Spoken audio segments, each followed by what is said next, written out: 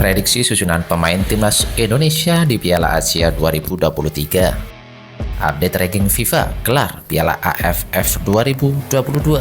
Thailand tertahan dan bagaimana dengan timnas Indonesia? Presiden FIFA Gianni Infantino mengaku tertarik menjadikan Piala AFF sebagai turnamen resmi yang diakui. Mengintip gaji ketua, wakil dan exco PSSI yang jadi rebutan para pejabat.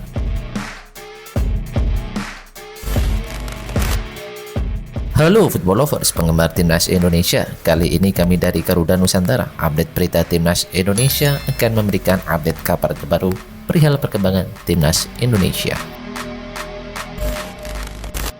Susunan pemain Timnas Indonesia di Piala Asia 2023, skuad Garuda diyakini bakal bertambah kuat karena kedatangan setidaknya 5 pemain naturalisasi baru dan siapa saja mereka. Selepas kegagalan meraih trofi Piala AFF 2022, Timnas Indonesia Senior akan vakum sejenak sebelum tampil di Piala Asia 2023 yang rencananya bergulir pada tanggal 16 Juni hingga 16 Juli 2023 mendatang.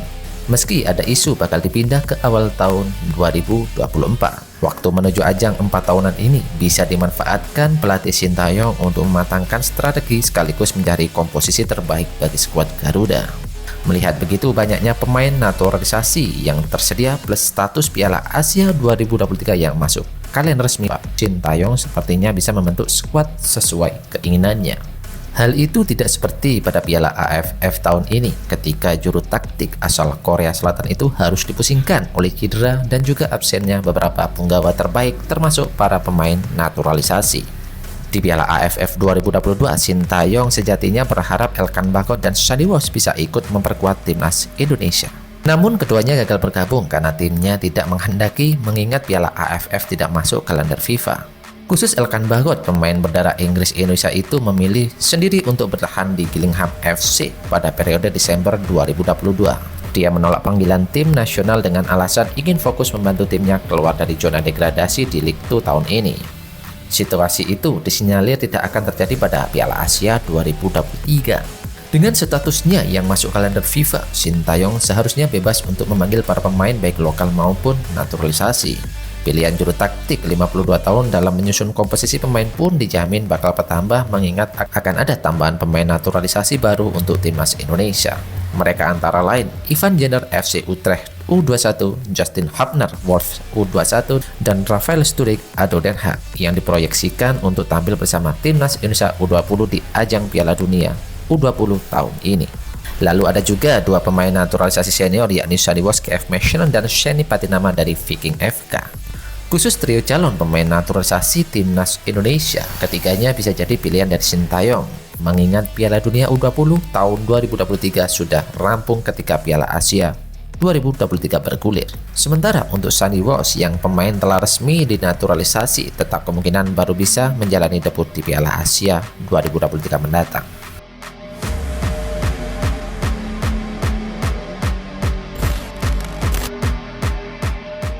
Presiden FIFA Gianni Infantino mengaku tertarik menjadikan Piala AFF sebagai turnamen resmi yang akan diakui FIFA.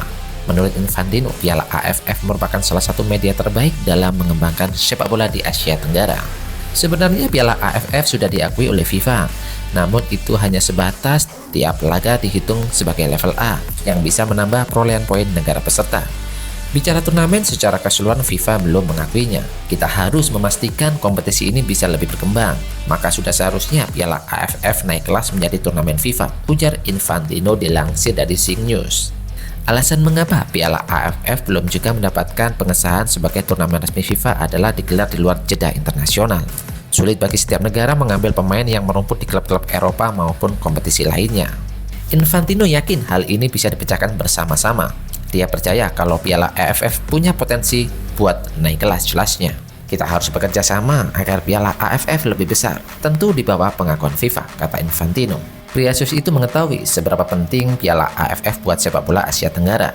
Dia juga sepakat Piala AFF bak Piala Dunia buat sepak bola Asia Tenggara. Dalam 3 tahun terakhir, negara di Asia Tenggara mulai dilirik dan meraih hasil bagus di sepak bola pria serta wanita. Turnamen ini sangat penting secara regional, apalagi ada 650 juta penduduk yang gila bola di sini, kata Infantino. Tidak lupa Infantino mendoakan nantinya ada tim dari Asia Tenggara yang main di Piala Dunia tahun 2026. Peluangnya menurut Infantino sangat besar karena jatah Asia meningkat seiring makin banyaknya jumlah peserta menjadi 48.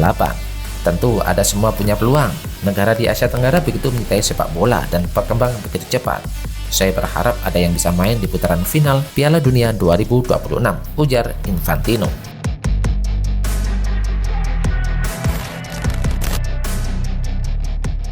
Tim berjuluk Gajah Perang menang 1-0 atas Vietnam di leg kedua final Piala AFF. Dikutip dari halaman Football Ranking, Thailand masih ada di posisi ke-111 dunia ranking FIFA dengan koleksi 1178,52 poin. Dan mereka mendapat tambahan 5,12 poin kelar Piala AFF 2022. Namun tambahan itu tak cukup mendongkrak posisi Thailand. Tim Gajah Perang masih tertahan di bawah Siprus yang mengoleksi 1185,17 poin di urutan ke-110 dunia. Lantas bagaimana dengan timnas Indonesia yang disingkirkan oleh Vietnam? Merujuk dari laman resmi, Indonesia pun masih tertahan di posisi 151 dunia. Usai Piala AFF 2022, timnas Indonesia mendapat poin tambahan sebanyak 6,67 angka. Total saat ini timnas Indonesia sudah mengemas 1040,57 poin. Meski begitu masih terpaut dari Liberia yang ada di peringkat ke-150 dunia dengan koleksi 1049,66 poin.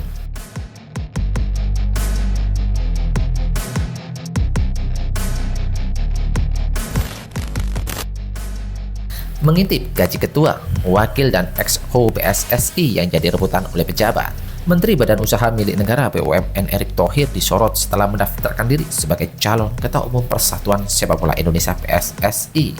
Lalu berapakah gaji ketua, wakil dan ex-co PSSI? Mengutip dari berbagai sumber, Ketua Umum PSSI sejatinya tidak mendapatkan gaji. Karena dalam aturan PSSI, yang berhak mendapatkan gaji hanyalah pegawai, sementara untuk pengurus tidak menerima gaji. Namun demikian, beberapa tahun lalu dalam sebuah diskusi, mantan ketua PSSI yang kini menjabat ketua DPD RI, Lanyala Mataliti, pernah mengatakan bahwa ketua umum PSSI kala itu yakni Johar Arifin mendapatkan gaji sebesar 50 juta rupiah. Kongres luar biasa bulan ini akan memutuskan siapa ketua umum PSSI, wakil ketua umum, dan anggota exco. Sejauh ini ada 5 nama yang terdaftar sebagai calon ketua umum. Selain Erick Thohir, ada juga Lanyala Mataliti, Arif Putra Wicaksono, Doni Setiabudi, Ferry Jerry Francis, kemudian ada 17 kandidat wakil ketua dan 78 calon anggota exco PSSI.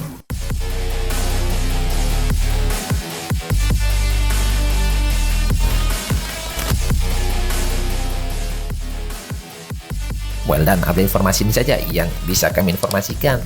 Bagi kalian penggemar timnas Garuda, jangan lupa untuk subscribe channel ini. Salam sepak bola nasional. See you.